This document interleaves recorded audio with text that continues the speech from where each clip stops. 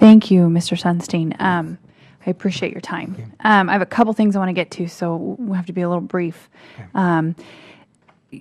Generally, what role does congressional review play in your decision-making process? For instance, Congressman Schrader and I, a congressman from Oregon, introduced a bill that exempts certain forest activities from being regulated essentially like an industrial site. You have a private forest.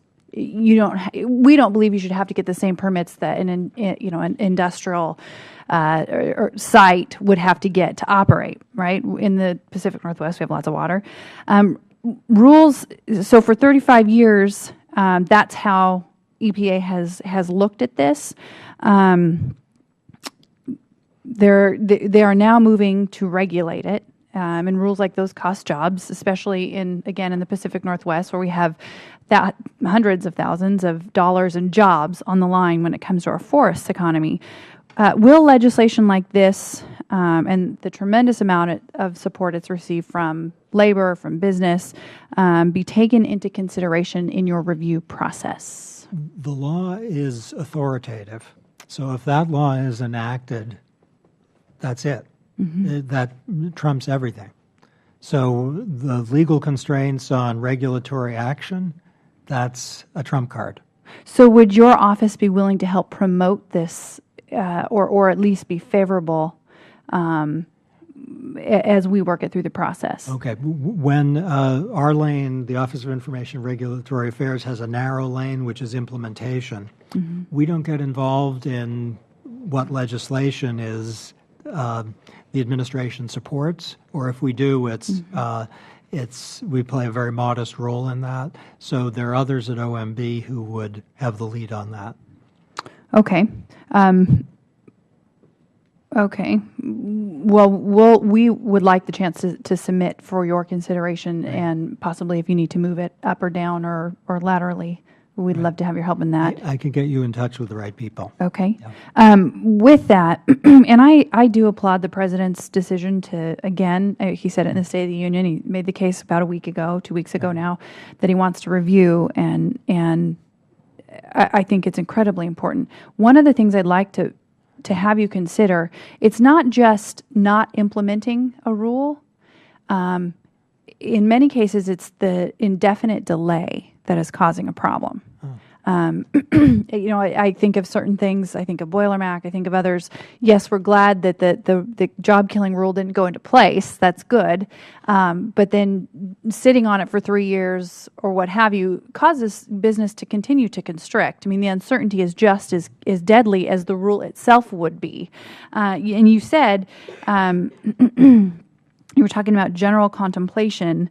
When you kind of put out there that you're thinking of something, it has that same paralytic effect. We don't actually float that we're going to release bills that we really don't have the intention, or at least the more cautious legislators don't do that, because we know it will have an impact just floating the idea. And so I would ask, as you're considering these things, don't float something that just because it's not in the pipeline doesn't mean it's not going to add to the uncertainty that our small business owners are feeling.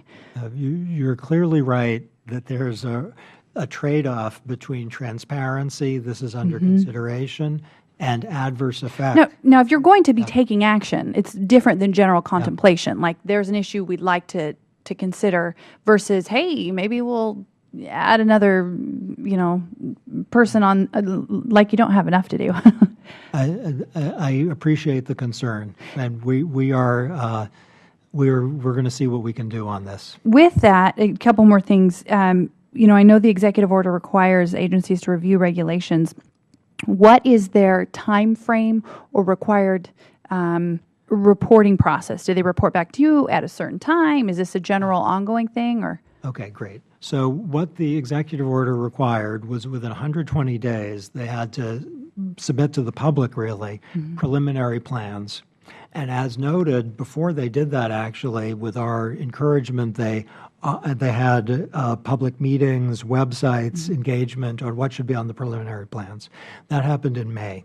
Then they had another 80 days to finalize the plans, And so in late August, August 22nd, I think it was, they issued final plans to the public. Every single one of the plans says that this is an ongoing process and that the plans can be supplemented if there are new ideas.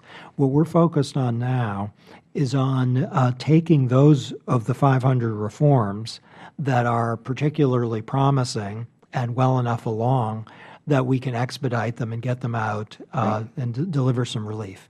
We calculate up to $10 billion in monetizable savings over the next 5 years from a small subset of the reforms where monetization is possible. We'd like to see progress on those, finalization of those in the near future. Great. And one final parting thought, as you're doing that, we want to help. You offered several times. If you want help, go ahead and kick those things to Congress for an up or down vote, and we'll let you know whether we think moving forward you're on track. Thank you for that. You asked, so we're offering. Thank you, Mr. Chairman.